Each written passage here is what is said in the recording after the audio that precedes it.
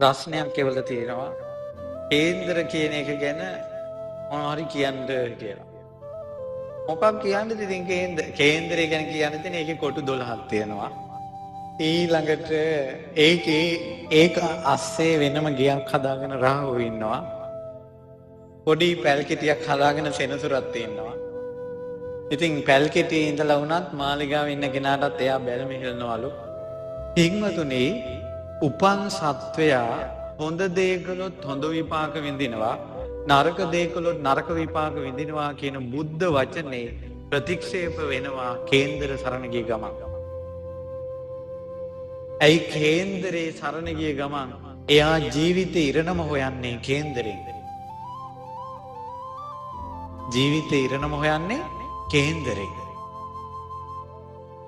බුදුරජාණන් වහන්සේ සරණ ගිය කෙනා හොඳ කළොත් හොඳ විපාක, නරක කළොත් නරක විපාක. යාදිසං හරතේ බීජං තාදිසං හරතේ පරං. වපුරන්නේ මොකද්ද? ඒක තමයි ලැබෙන්නේ කියලා එයා පිළිගන්නවා. ජීවිතේ තරුණ කාලේ කොල්ලෝ කෙල්ලෝ ජීවිතේ වරද්දාගෙන කේන්දරේ හොඳටම බල්ලා පෝරුවට නැංගත් දෙවරු කෙල ගහනවා. ඔය පවුල් කඩාකප්පල් වෙන ඔක්කොම හොරෙන් පැනලා ගියායද? කේන්දර බල්ලා ගියාය නෙවෙයිද? ළඟදීන් කොල්ලෙක් ආවා, ළඟදීන් කියන්නේ අවුරුදු 5ක් 6ක් වෙනවා. ඒ කොල්ලගේ රස්සාව තමයි ඕනම පවුලක් ජෝඩු කරනවා කේන්දරේ තිතට බල්ලා. මං ඇහුවා ඔයා කොහොමද කියලා. බැඳලා මාසෙන් කෙල්ල දාලා ගිහිල්ලා. දැන් ඔයාලගේ ජීවිතේ ප්‍රශ්න ඔක්කොම කේන්දරෙන් විසඳිලාද? හොඳට බලන්න. ප්‍රශ්න විසඳගෙන මැරිච්ච කෙනෙක් කියන්න බලන්න. ඒ නිසා දැන් කියපු බණ ටික හරියටම තේරුනොත් කේන්දර සරණ යන එක හොඳයිද නරකයිද කියලා තමන්ටම තේරෙයි. දැන් ඔය පින් කළොත් පව් කළොත් යන ලෝක ගැන කියද්දි එක තැනකව කේන්දරේ කතාවක් ආවද? නෑ. තමන් කරගහ ගන්න දේ අරන් යන්න ඕන. කේන්දරෙන් තව එකක් වෙනවා. ඒක සම්මා දිට්ඨිය නොවන නිසා, මිත්‍යා දෘෂ්ටිය නිසා මැරෙන කෙනා මිත්‍යා දෘෂ්ටිය මුල් කරගෙන දුගතිය උපදිනවා. ඇයි උපන් සත්වයා කර්මය පිළිගන්නේ නැහැ එතකොට. එයා පිළිගන්නේ අර කොටු ටික. ඉතින් මොකක් හරි gedara ප්‍රශ්නයක් ආපුම ආච්චි අම්මලා මේ කඩේ කිහිල්ලි ගහගෙන දුවනවා. මොකද්ද කිහිල්ලි ගහ ගන්න කඩේ? වෙලාපත් කඩේ. ඊට පස්සේ දුවනවා. දිව්වට පස්සේ ඉතින් සතර අපායේ. ඊට පස්සේ කියනවා ඔන්න කේන්දරේ බල්ලා කියනවා හෙන උරා හොඳටම නීච වෙලා මේ කපුටෙක්ගේ ණයෙක්ගේ කොඩියක් ඇඳලා බෝධියේ එල්ලපන් කියනවා. ඔන්න මේ ගෑණි මොකද මේ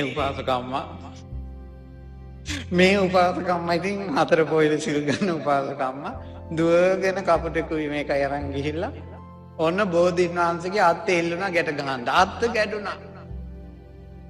ඊට පස්සේ මොකද කරන්නේ? කැඩිච්ච අත්තේම කොළ ටික කඩලා කෙක්කක් හදාගෙන ඊළඟ අත්තට දානවා. දාලා දෙවියන් බඹුන් වැඳපු බුදුරජාණන් වහන්සේ වගේ වුණ බෝධියේ කොඩි එල්ලනවා. සංඝමිත්තා රහත් තෙරණියවත් බෝධි අල්ලලා නැහැ. ස්ත්‍රීන්ට බෝධි අල්ලන එක අකපැයි. මේම හිතන්නකෝ. හාමුදුරු නමගේ ඇඟාල්ලන එක ස්ත්‍රියට කැපයිද? එදා මහණ වුණ අවුරුදු 7 පොඩි හාමුදුරන්ගේ ඇඟාල්ලන එක ස්ත්‍රියට කැපයිද? නෑ. ඒ හාමුදුරුවොත් ලොකු හාමුදුරුවොත් වස් 60 හාමුදුරුවොත් රහතන් වහන්සේලාත් වඳින බෝධිය අල්ලන්ට ස්ත්‍රියට කැප නෑ. ඔන්න වැරදිච්ච ඊළඟ තැන. එතකොට බෝධි අත්ත කඩපු පාපේ වෙනම, ඒකේ කපුට එල්ලපු පාපේ වෙනම, ඊට පස්සේ ඕකේ ඉඳ ගන්නවා කකුල දාලා. තුන්වෙනි පාපේ සාපයක් වෙනවා. ඔන්න ඕකට තමයි සෙනසුරු අපල කියලා කියන්නේ.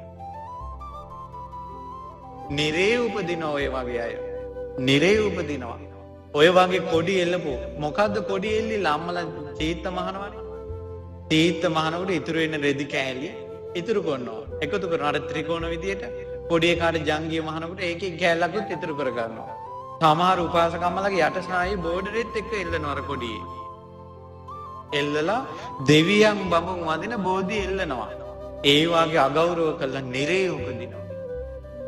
ඊට පස්සේ ලියනවා ලොකු දුවගේ කසාදේ ඉටු ඒවා. ඒ කියන්නේ බෝධිරි කියන උඹ මේ කපුකම කරපන් කියලා.